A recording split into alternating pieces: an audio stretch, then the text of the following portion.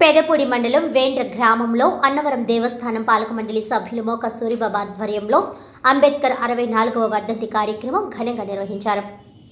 ముందుగా అంబేద్కర్ విగ్రహానికి పూలమాలలు వేసి ఘనంగా నివాళులర్పించారు. ఈ సందర్భంగా సూరిబాబు మాట్లాడుతూ అంబేద్కర్ ఆశయాలకు అనుగుణంగా రాష్ట్ర ముఖ్యమంత్రి వైఎస్ జగన్మోహన్ రెడ్డి పరిపాలన కొనసాగుతుందన్నారు. విజయవాడ నడిబొడ్డులో అంబేద్కర్ 125 అడుగుల విగ్రహాన్ని పెట్టి 25 ఎకరాలు పార్కుని స్మృతివనం నిర్మించే పనులు చురుగ్గా జరుగుతున్నాయని అన్నారు. ఈ కార్యక్రమంలో జై భీమ్ యువజన సంఘం సభ్యులు మోర్త శ్రీను, రొక్కాల సత్యబాబు, కోసూరి వాసు, డోకుబుర కృష్ణ, మందపల్లి శ్రీను, సాంభక్తుల చంటి తదితరులు పాల్గొన్నారు.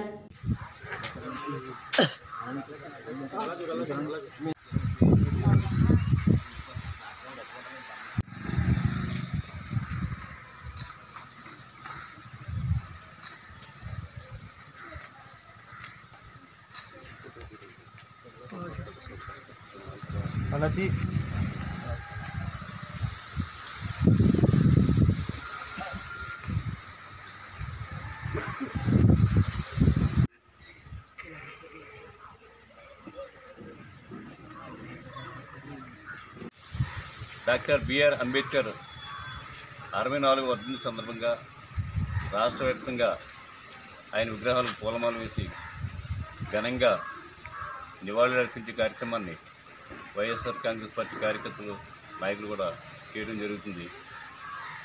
ఈ సందర్భంగా భారతదేశం యొక్క స్వరూపాన్ని మార్చే విధంగా రాజ్యాంగం నిర్మించి ఈ దేశానికి దేశం మార్చిన ఒక మహనీయుడి యొక్క వర్ధంతి కార్యక్రమాన్ని ఈరోజు వైఎస్ఆర్ పార్టీ అట్టహాసంగా చేయడం, అదేవిధంగా ఆయనకు గుర్తింపుగా విజయవాడలో 125 అడుగుల విగ్రహాన్ని ఏర్పాటు చేసి 25 ఎకరాల స్థలంలో ఒక పార్కును కూడా ఏర్పాటు చేసే కార్యక్రమాన్ని ఈ రాష్ట్ర ముఖ్యమంత్రి జగన్మోహన్ రెడ్డి గారు అత్యంత ప్రతిష్టాత్మకంగా తీసుకుని ఆ నిర్మాణాన్ని కూడా పూర్తి చేసే విధంగా కార్యక్రమాన్ని చేయడం జరిగింది. ఈ విషయంలో ముఖ్యమంత్రి గారికి అందరం కూడా ధన్యవాదాలు తెలియజేసుకుంటాం. గత 5 సంవత్సరాల కాలంలో చంద్రబాబు నాయుడు మాటలు చెప్పాడు తప్ప ఇక్కడ చేతల్లో ఎక్కడ కనిపించలేదు.